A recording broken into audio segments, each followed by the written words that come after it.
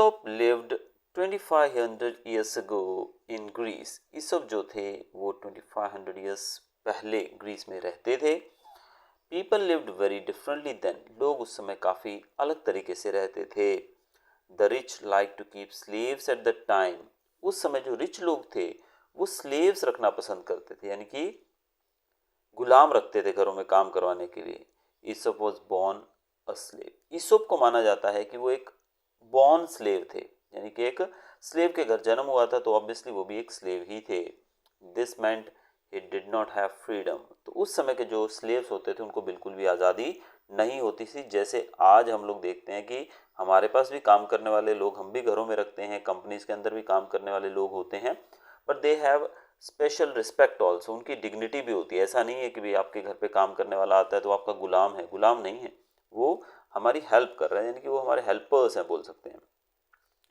लेकिन जैसे 2500 साल पहले की बात की जा रही है, उस समय ऐसा सिस्टम नहीं था भाई. उस समय क्या था, गुलाम मतलब गुलाम, उनका फ्रीडम ही नहीं होता था उनके पास.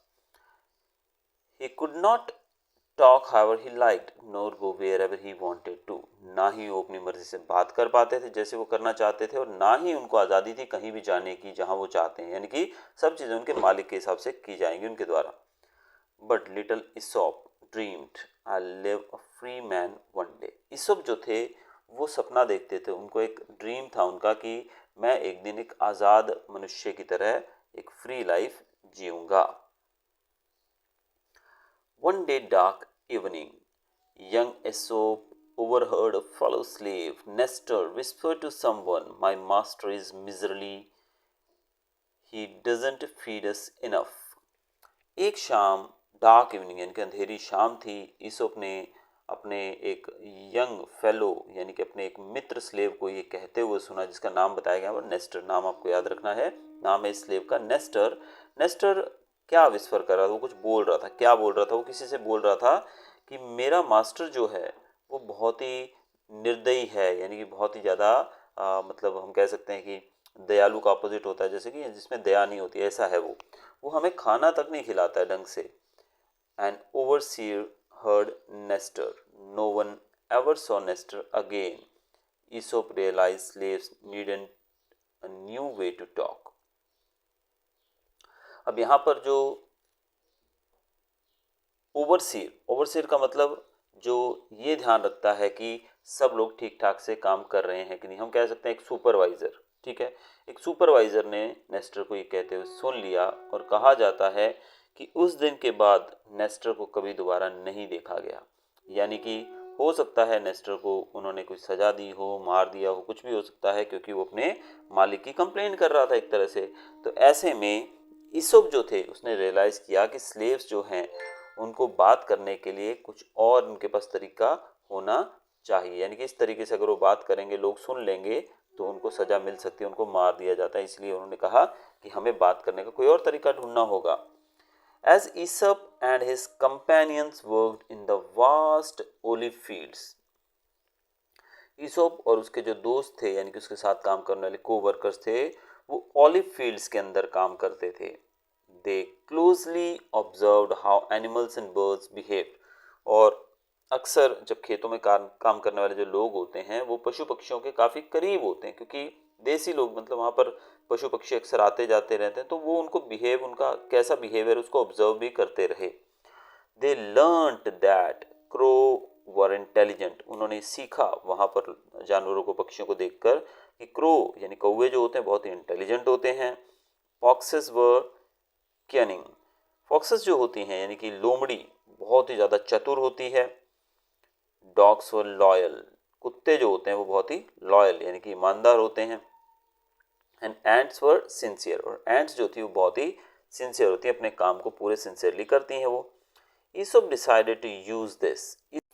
ईसोप ने डिसाइड किया कि वो ये जो नॉलेज है यानी कि जो पक्षियों की आवाज़ यानी कि पक्षियों के बिहेवियर का जो उन्होंने नॉलेज लिया था, उसका उपयोग करके वो एक कोड लैंग्वेज बनाएगा जिसको कहा जाएगा द लैंग्वेज ऑफ फेबल्स, यानी कि कहानियों की लैंग्वेज आप बोल सकते हो. इन फेबल्स एनिमल्स कुड टॉक. आपको पता है जैसे मैंने शुरुआत में ही बताया कि फेबल का मतलब क्या होता है. ऐसी कहानियाँ जिसमें एनिमल्स जो होते हैं उनको ह्यूमन कैरेक्टर्स दिए जाते हैं, बात करना, जैसे ये भी ह्यूमन कैरेक्टर है ना, तो वो भी तो फेबल्स के अंदर एनिमल बात कर सकते हैं। Each animal represented a kind of people, हर एक जो एनिमल था वो एक इंसान के प्रकार को, यानी कि एक तरह के इंसान, उसके ह्यूमन बिहेवियर की तरह, जैसे कई लोग आलसी होते हैं, कई बहुत हार्ड वर्किंग होते हैं, ऐसे अलग लोगों को वो रिप्रेजेंट करता था। जैसे कि ants were the hard working, grasshoppers were the happy go lucky, hares were the talented but vain, lions were the powerful and mice were the weak but intelligent. तो यहाँ पर जैसे इन्होंने एनिमल्स को जो थे ह्यूमन कैरेक्टर्स दिए, ants को हार्ड वर्किंग बताया, ग्रास होपर को हैप्पी गो लकी यानी कि मोजीला बताया, और हेयर जो होते हैं यानी कि जो खरगोश होते हैं उनको टैलेंटेड बताया, लेकिन उनके टैलेंट का कोई फ़ायदा नहीं था क्योंकि बहुत ही ज़्यादा वो घमंड होता है उनको, जैसे कि हमने कहानी सुनी है ना, the tortoise and the rabbit. Lions जो थे उनको पावरफुल दिखाया गया है, और माइस जो चूहे थे उनको वीक लेकिन इंटेलिजेंट दिखाया गया था। इस कहानी के अंदर आगे देखते हैं क्या है। Aesop and his companions once smuggled a few pieces of delicious honeycomb to their living quarters। ईसोप और उनके दोस्त जो थे, उनके साथ काम करना, उन्होंने एक बार कुछ डिलीशियस हनीकॉम्ब के कुछ पीसेज अपने क्वार्टर्स में उन्होंने मतलब इकट्ठे कर लिए। स्मगल का मतलब यहाँ पर बताया गया है कि स्मगलिंग करना, जैसे कि किसी को बिना बताए कुछ चीज़ें लेना ना, उसको स्मगलिंग कहा जाता है। तो इस तरीके से उन्होंने कुछ चीज़ें स्मगल की, यानी कि जो हनीकॉम्ब जो था, यानी कि मधुमक्खी का छत्ता जो था, उसको किया। One of them Lycos field calyx with a golden Honey. अब यहाँ पर जो एक नाम दिया गया है लाइकोस, उनमें से एक व्यक्ति था जिसका नाम था लाइकोस। उसने क्या किया, उसने काइलिस, काइलिस यहाँ पर एक ग्रीक भाषा में दिया गया कप, यानी कि एक बर्तन था, जैसे यहाँ पर नीचे दिया गया कैलिक्स। कैलिक्स जो था वो एक बर्तन था, उसको गोल्डन हनी से उन्होंने भर लिया। यानी कि हनी कौन सा था, हनी, क्योंकि उन्होंने छत्ता लिया था, हनी कॉम लिया था, तो उससे उन्होंने उसको भर दिया एक बर्तन को। All awaited hungrily for him to share. अब सब लोग बड़े ही उत्सुकता से वेट कर रहे थे, उनको भूख लगी थी कि अभी ये शेयर करेगा। But Lycos walked towards the door, लेकिन वो जो लाइकोस था उसने केलिक्स यानी कि वो बर्तन भरा और वहाँ से दरवाजे की तरफ चल पड़ा। Shocked Aesop asked, brother are you going to give this to the guards. अब ईसोप ने पूछा, भाई क्या ये तुम गार्ड्स को दोगे? क्या जवाब मिलता है आगे, yes sir Lycos, I'll befriend them and they will treat me well. They'll make me a guard. Why should I share this precious treat with you? अब लाइकस जो है वो कहता है, हाँ मैं जा रहा हूँ और ये दूंगा किसको, जो गेट पर खड़े हुए गार्ड्स उनको दूंगा, वो मेरे दोस्त बन जाएंगे और मुझे बहुत ही अच्छे से ट्रीट करेंगे वो, और हो सकता है वो मुझे गार्ड ही बना दें, और मुझे गार्ड बना दिया तो मज़ा आएगा, और मैं ये तुम लोग के साथ क्यों शेयर करूँ। प्रेशियस ट्रीट बताया गया क्योंकि देखिए उस समय गुलाम जो थे उनके पास, इसको भी ट्रीट कहा गया, बहुत ही एक जैसे पार्टी करते हैं ना, किसी को पार्टी देते हैं, ऐसी ट्रीट बताया गया इसको। How gullible Lycus was, Aesop knew he had to stop Lycos quickly and cleverly. He could not openly advise Lycos as the guards were always eavesdropping, nor could he risk causing a scuffle, so he said। अब यहाँ पर जो ईसोप थे वो सोचने लगे कि ये जो लाइकस है जो हनी लेकर जा रहा था वो कितना ज़्यादा मतलब बेवकूफ़ है, और उसको बहलाना बहुत ही आसान था। किसके लिए? ईसोप के लिए। तो ईसोप ने कहा कि कितना पागल है ये, तो इनको तो मैं मिनटों में फुसला लूँगा, और उसको फुसलाने के लिए उसने कुछ कहा, लेकिन जो लाइकस था वो ओपनली गार्ड्स के पास जा रहा है। अब गार्ड्स उस समय देखा ना, हमने पिछले स्टार्टिंग में देखा कि भाई किस प्रकार से उनमें से एक जो उनका मित्र था उसने जब कंप्लेंट की अपने मास्टर की तो वो गायब हो गया, उसको मतलब पकड़ लिया गया, मे बी मार दिया गया। तो ऐसे में यहाँ पर जो था हमारा ईसोप, ईसोप नहीं चाहता था कि उसकी आवाज़ भी कोई सुन ले, वो लाइकस को ऐसा कहे कि नहीं तुम गार्ड्स को मत दो, क्योंकि गार्ड्स जो थे बड़े चौकन्ने थे और उनके कान तो इनकी बातों में ही लगे रहते थे कि क्या कर रहे हैं, इसलिए वो कोई एडवाइस ओपनली नहीं देना चाहता था।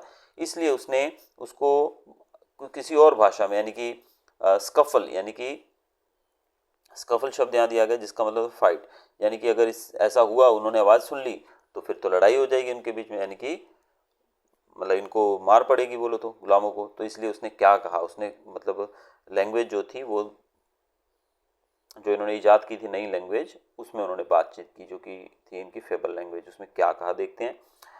Ajay once went into yard where peacocks walked, He found there several fallen peacock feathers.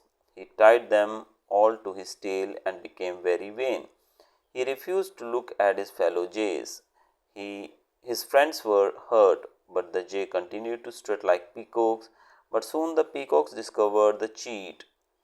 They pecked at him and plucked away the stolen feathers. The jay returned to his friends. They took him in.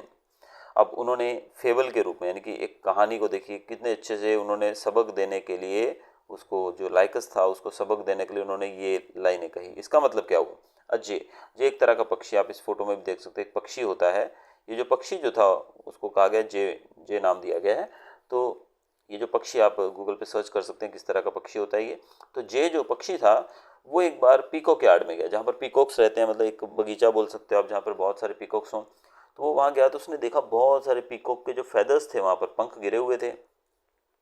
अब उस जे पक्षी ने क्या किया, उसने वो सारे feathers उठाए और अपनी पूंछ पे पीछे की तरफ लगा लिए, जैसे आप पिक्चर में देख सकते हैं। और अपने मित्रों से बात करने से उसने मना कर दिया, यानी कि उसके जो उसके जो मित्र थे, जो उसके जैसे पक्षी थे दूसरे, उनसे तो बात ही नहीं कर रहा था क्योंकि वो अपने आप को भी मोर समझने लगा था, पीकॉक समझने लगा था। इसलिए वो पीकॉक बन के अपने नए दोस्त पीकॉक्स के साथ रहने लगा। लेकिन पीकॉक्स ने जल्द ही डिस्कवर कर लिया, उनको पता लग गया कि ये हमारा पीकॉक नहीं है, हमारा मित्र नहीं है, ये तो एक जे पक्षी है और ये हमसे चीटिंग कर रहा है। तो पीकॉक्स ने गुस्से में आकर उसको अपनी चोंच से छेद डाला, यानी कि उसके सारे जो पंख थे उसको गिरा दिया उसकी बॉडी से और सारे फेदर्स जो थे वो वहीं गिर गए। अब जे जो था वापस अपने दोस्तों के पास लौटा और उसके दोस्तों ने उसका स्वागत किया, यानी कि उसको वापस अपने साथ ले लिया, अपने दल में फिर से ले लिया। यानी कि यहाँ पर सीधा सीधा जो था वो लाइकस को एक चेतावनी थी कि अगर तुम जाकर भले उनकी तरह बन जाओगे, उनके साथ रहोगे, लेकिन फिर तुम्हारा हाल तो उस जे पक्षी जैसा ही होने वाला है, इसलिए तुम वापस आने वाले ही हो। Young Lycus understood his mistake. He realized he could have put himself and his friend in deep trouble. He squeezed more honey into the several waiting calyxes and everybody celebrated quietly. अब likes जो था वो जल्दी ही ये बात समझ गया कि ईसोप जो है वो क्या कहना चाहता है और उसने अपनी गलती मान ली। उसको रियलाइज़ हुआ कि उसकी गलती है और उसकी इस गलती से उसका जो पूरा जो मित्र थे, सारे कंपेनियन थे, वो बहुत ही ट्रबल में फंस सकते थे। इसलिए उसने और थोड़े हनी के कैलिक्सेस, यानी कि जैसे मैंने स्टार्टिंग में बताया कि ये जो होते हैं कप्स बोल सकते हो या फिर बर्तन बोल सकते हो ग्रीक लैंग्वेज में, कि इन बर्तनों को और भरा और फिर मिलकर इन सब ने सेलिब्रेट किया, लेकिन क्वाइटली, यानी कि चुपचाप इन्होंने सेलिब्रेट किया अपने पार्टी को। Over time, Aesop became known as a wise man whose fables inspired his companions and kept them out of trouble. जैसे जैसे समय बीतता गया, ईसोप जो था वो एक बहुत ही वाइज मैन की तरफ पॉपुलर हो गया पूरे एरिया में, और उसकी जो फेबल्स थी वो उसके दोस्तों को इंस्पायर करती थी और उनको ट्रबल से भी बचाती थी। Fables will earn us our freedom one day he hoped. अब यहाँ पर ईसोप का जो एक होप था, उसकी जो एक उम्मीद थी, वो कहने लगा कि एक दिन मेरी फेबल्स जो हैं, ये कहानियाँ जो हैं, हमें एक दिन फ्रीडम दिलवाएंगी। Chief supervisor Ariston heard of Aesop. He said, Aesop, I hear you are clever. अब चीफ सुपरवाइजर जो उनका था उसका नाम था अरिस्टन। उसने कहा, ईसोप, मैंने तुम्हारे बारे में बहुत कुछ सुना है कि तुम बहुत ही क्लेवर हो। You have manage to keep, तुमने मैनेज किया है, यानी कि तुम बचे रह सको, keep peace among the workers, की तुम्हारी वजह से जो वर्कर्स हैं उनके अंदर पीस रही है, मतलब शांति रही है। I can grant you a wish, मैं तुम्हें एक विश ग्रांट करता हूँ कि तुम कोई भी एक विश मांगो, मैं तुम्हारी विश पूरी कर दूंगा।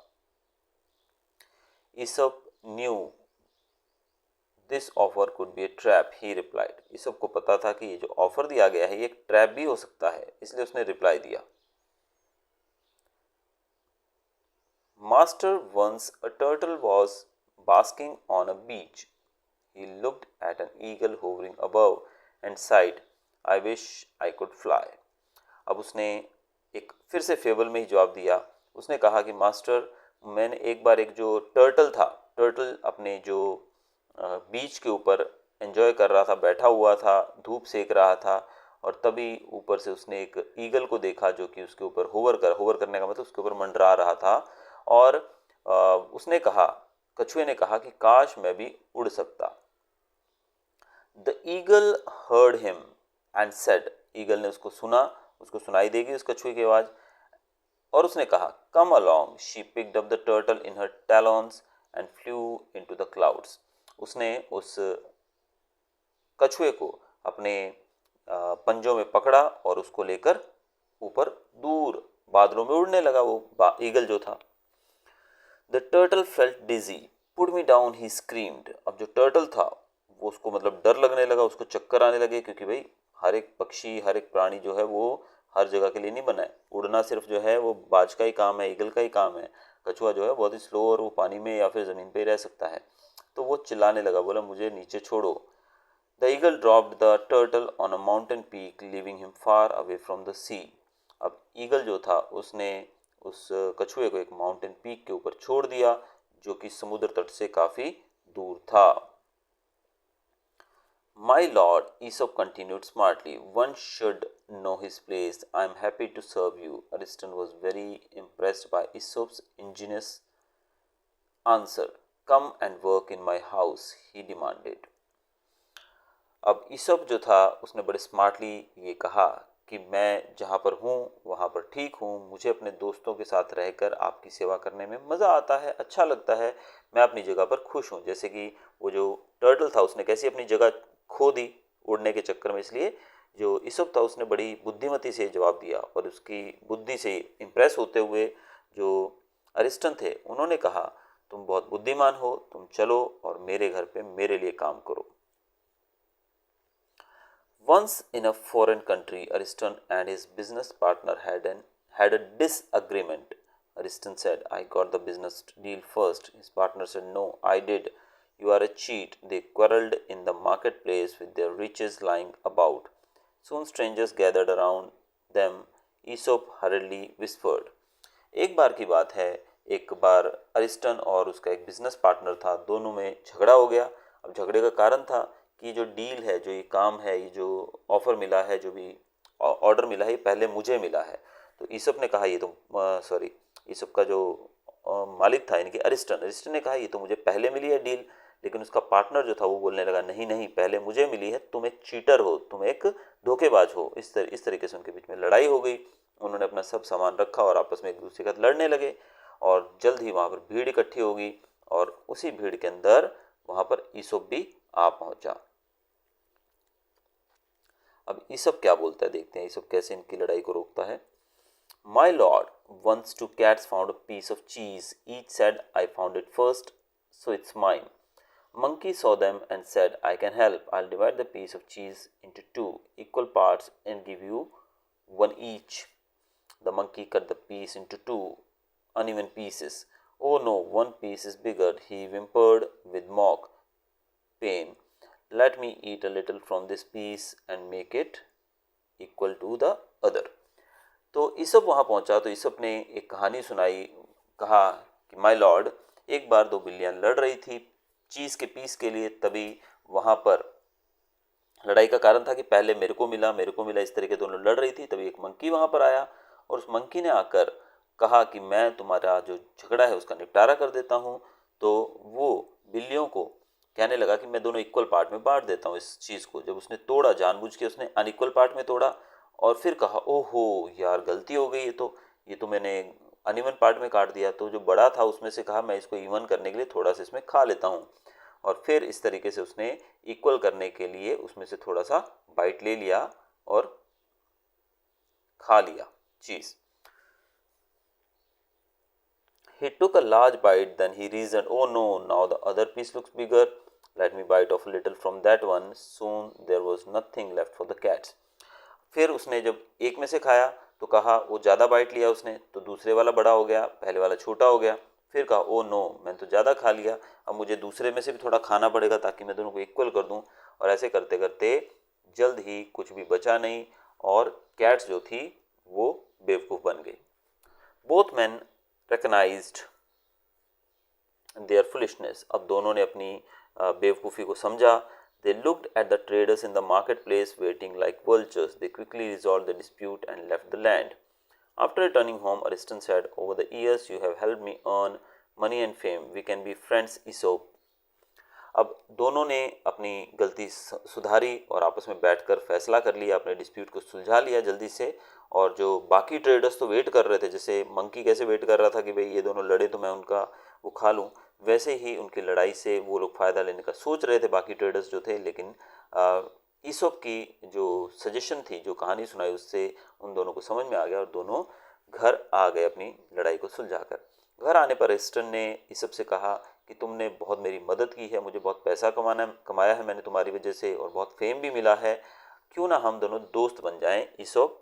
अब दोस्त बनने का ऑफर मिला है। अब ईसोप जो है वो क्या रिस्पॉन्ड करता है, फिर से कोई इंटरेस्टिंग स्टोरी सामने आएगी, चलिए देखते हैं। Master, one rainy day, two pots slipped from the bank and fell into the river. One was made of brass and other of earthenware. As they floated down the river, the earthen pot tried its best to keep away from the brass pot. The brass pot saw this and said, "Fear not, my good friend, come near." "If I come too close to you," said the earthen pot, "whether I hit you or you hit me, I am the one who will break." अब master को जो ईसप था, ईसप एक कहानी सुनाता है, बड़ी खूबसूरत सी कहानी है, सुनेगा, बड़ी इंटरेस्टिंग है और काफ़ी शिक्षा देने वाली है। वो कहता है कि मास्टर, एक दिन बारिश हो रही थी और दो पोट्स यानी कि दो जो बर्तन होते हैं, मटके होते हैं छोटे छोटे से, वो दोनों स्लिप होकर बैंक से उस नदी में गिर गए। अब एक जो था वो बना था मिट्टी से, अर्दनवेयर, और दूसरा जो था ब्रास से बना होता यानी कि मेटल से बना था। दोनों तैरने लगे, लेकिन आगे जब जाते गए तो काफ़ी गहराई में पहुंच गए, काफ़ी मतलब जहाँ गहरी रिवर थी वहाँ पहुँच गए। तो दोनों दूर दूर चल रहे थे। तो लोहे वाली जो ये मेटालिक ब्रास की जो थी, मेटालिक जो पोर्ट थी, उसने मिट्टी वाली से कहा, दोस्त तुम डरो मत, तुम मेरे पास आ जाओ, मैं तुम्हें कोई नुकसान नहीं पहुंचाऊंगा। लेकिन मिट्टी वाली जो थी पॉट, उसने कहा कि अगर मैं तुम्हारे पास आती हूँ, तुम मुझसे टकराई तो भी मैं टूट जाऊंगी, और अगर मैं तुमसे टकराई तो भी मैं टूट जाऊंगी। Ariston laughed happily. "You served me well, Aesop. Ask for anything you want." अब अरिस्टोन ये बात सुनकर हंसने लगा और उसने कहा, ईसोप तुमने मेरी बहुत सेवा की है, मुझसे तुम कुछ भी मांग सकते हो जो चाहो। Aesop had been waiting for this moment all his life. Aesop जो था वो पूरी जिंदगी इस बात का वेट कर रहा था, इस मोमेंट का। He chose this fable very carefully. उसने बड़े ही बुद्धिमती से यानी कि बड़े ध्यान से एक और कहावत, एक और स्टोरी उसने उसके सामने रख दी। स्टोरी क्या थी वो देख लेते हैं, ये भी इंटरेस्टिंग होगी कुछ ना कुछ जरूर। A hungry wolf once met a house dog. The wolf said, "You look well, my friend." "Come with me," boasted the fat dog. "You don't have to live in cold, rain and hunger. I'm always warm and well fed. All I do is bark at strangers and fawn over my honors." "Really?" asked the wolf, interested in the easy life. "But why is the hair around your neck worn?" "That's nothing. It's the mark of the collar to which my chain is fastened." अब एक बार की बात बताई गई है कि एक hungry wolf, एक भूखा भेड़िया जो था, वो एक पालतू कुत्ते से मिला। वुल्फ ने कहा, तुम बहुत अच्छे दिखाई दे रहे हो मेरे दोस्त, चलो मेरे साथ चलो। लेकिन फैट डॉग जो डॉग था, उसने बड़ाई की अपनी, बोले कि तुम मेरे साथ आओ, तुम कहाँ जंगलों में धक्के खा रहे हो यार, ठंड है, गर्मी है, हर जगह तुम भूखे मरते रहते हो, आओ मेरे साथ। यहाँ ना गर्मी है ना सर्दी है, मतलब हर जगह पे हम हर समय में, हर मौसम में हम प्रोटेक्टेड रहते हैं, और मेरा जो मालिक है मुझे खाने को भी अच्छे से देता है। बस करना क्या है, हमें सिर्फ अपने जो स्ट्रेंजर, जो अजनबी लोग आते हैं, उनके ऊपर भौंकना है, और अपने जो ऑनर्स हैं उनके साथ हमें प्यार करना है, उनको मतलब उनके आगे पीछे घूमना है बस। तो ये सुनते ही जो वुल्फ था उसने कहा, क्या बात है, इतना आसान है तुम्हारा जीवन तो, लेकिन तुम्हारे गले में बाल क्यों नहीं है? गले में क्या होता है आपको पता है ना, कुत्ते के गले में पट्टा होता है जो, तो पट्टे की वजह से उसके वहाँ से बाल जो थे वो घिस जाते हैं। तो उसने कहा, नहीं कुछ नहीं है, ये तो कॉलर के मार्क्स हैं, जो कि मेरे गले में चेन वेन पहनी रहती है ना, उस चेन की वजह से मेरा जो गला है वहाँ से बाल थोड़े निकल गया, बाकी कुछ नहीं, बाकी तो एंजॉय करता हूँ। "You are tied to a chain?" Guess the wolf. Wolf जो था ये सुनकर हैरान हो गया, अच्छा तो तुम्हें चेन से बांध के रखा जाता है। "I need my freedom more than anything else in the world." And the wolf ran off into the woods. और वुल्फ ने कहा, मुझे वही फ्रीडम चाहिए, बाकी किसी भी चीज़ से मुझे सबसे ज़्यादा जो प्यार है वो मेरे फ्रीडम से है, और ये कहते हुए वो जंगलों में भाग गया। You are indeed fabulous, said Ariston. Help the world now with your wise fables. You are free man, a free man, Aesop. अब ये कहानी सीधा सीधा ये जो संकेत था ये अपने मालिक अरिस्टन के लिए था कि भाई मुझे घर में चेन में बंधे हुए कुत्ते की तरह नहीं रहना, मुझे आज़ादी चाहिए, जैसे कि वहाँ पर वुल्फ को चाहिए थी। तो ये कहते ही जो अरिस्टन था उसने कहा कि तुम बहुत ही फेबुलस आदमी हो और तुम्हें मैं आज़ाद करता हूँ, जाओ और अपनी फेबल से दुनिया की सेवा करो, हेल्प करो। Finally free, Aesop traveled to many lands. People came from far and wide to listen to his fables and learn from them. They returned to their towns and villages and retold them. Long after Aesop, his stories traveled with kings, soldiers, traders, travelers, saints, poets, grandparents, teachers, and many others. They were told and retold in many languages, in many homes, markets, courts, schools, and town squares for hundreds of centuries. Now you know a few of his fables, they will travel with you. अब finally ईसप वो जो था वो free हो गया और वो दूर दराज इलाकों में जाने लगा, अपने फेबल्स को सुनाने लगा। लोग उसके फेबल सुनते और सुनकर वो घर जाते, फिर अपने दूसरे लोगों को सुनाते, जैसे बताया गया saints, travellers, poets, grandparents, teachers, वो सब एक दूसरे को सुनाते उनकी कहानियाँ सुनने के बाद। और इस तरीके से कहानी जो थी कई लैंग्वेजेस में पहले एक बार सुनाई गई, फिर उनको रीटोल्ड किया गया, दोबारा से सुनाई जाने लगी, घरों में, मार्केट में, कोर्ट्स में, स्कूल्स में, हर जगह पर, गली नुक्कड़ में। अब इस चैप्टर के द्वारा भी हमने काफ़ी सारी कहानियाँ, फेबल्स जो हैं ये सब की सुन ली हैं और हम भी यही कहानियाँ अपने मित्रों को, अपने दोस्तों को और अपने बच्चों को सुनाएंगे। तो ये था हमारा चैप्टर ईसप।